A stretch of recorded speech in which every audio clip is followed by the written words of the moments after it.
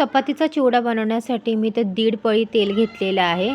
तेल गरम झाले की लगेच आपल्याला मोहरी टाकून घ्यायची आहे। मोहरी छान आपल्याला तडतडून द्यायची आहे।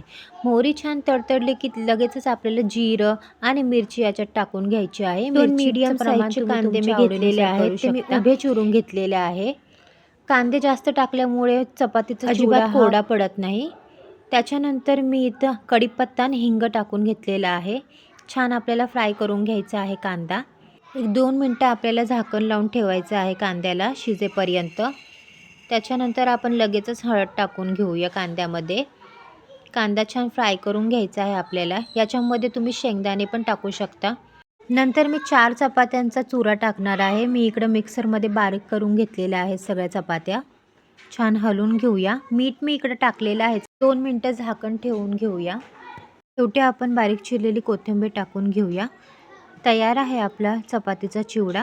व्हिडिओ आवडला असेल तर लाईक, शेअर आणि सबस्क्राईब करायला विसरू नका। धन्यवाद।